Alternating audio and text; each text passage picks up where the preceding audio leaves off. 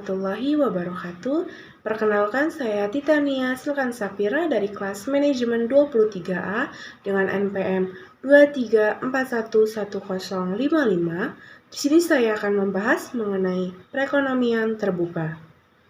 Pada umumnya, perekonomian yang dianut negara di dunia adalah perekonomian terbuka dan perekonomian tertutup. Pengertian perekonomian terbuka adalah perekonomian suatu negara yang terlibat luas dalam perdagangan antar negara. Sedangkan perekonomian tertutup tidak mengenal adanya perdagangan internasional. Hampir seluruh negara di dunia menganut perekonomian terbuka. Kegiatan perdagangan internasional meliputi ekspor dan impor.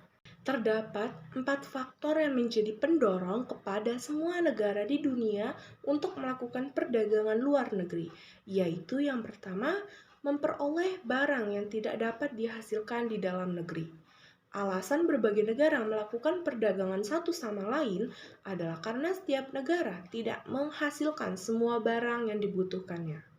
Lalu yang kedua, mengimpor teknologi yang lebih modern dari negara lain.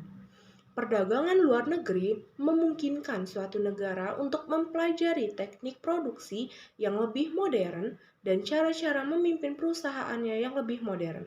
Yang lebih penting lagi, perdagangan luar negeri memungkinkan negara tersebut mengimpor mesin atau alat-alat yang lebih modern untuk mewujudkan teknik produksi dan cara yang lebih baik tersebut.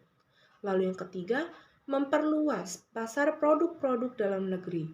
Karena seluruh permintaan dari dalam negeri telah dipenuhi, salah satu caranya untuk memperoleh pasarannya adalah dengan mengekspornya ke luar negeri.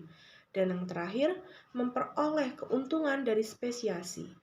Sebab yang terutama dari kegiatan perdagangan luar negeri adalah untuk memperoleh keuntungan yang ditimbulkan oleh spesialisasi di antara berbagai negara. Ekonomi terbuka sama dengan ekonomi 4 sektor.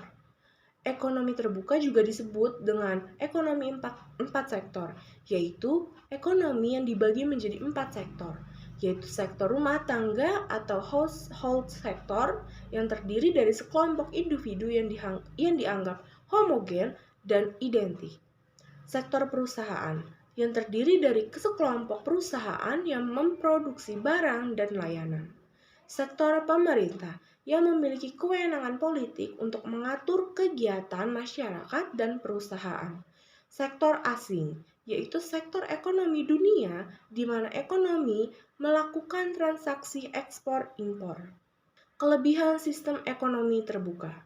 1. Memperkenalkan pasar produk barang dan jasa perusahaan dalam negeri. 2. Mengurangi tingkat pengangguran masyarakat dalam suatu negara karena semakin terbukanya lowongan pekerjaan bagi masyarakat atas perluasan usaha dalam negeri maupun kesempatan memperoleh pekerjaan luar negeri. Yang ketiga, warga dari negara tertentu memiliki banyak pilihan atas barang dan jasa untuk aktivitas konsumsinya. Yang keempat, kegiatan impor barang dan jasa dari banyak negara memungkinkan keuntungan tersebut.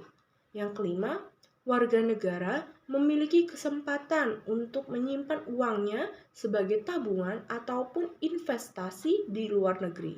Dan yang terakhir, dengan semakin bertambahnya relasi perdagangan akan menjalin banyak persahabatan dari berbagai negara.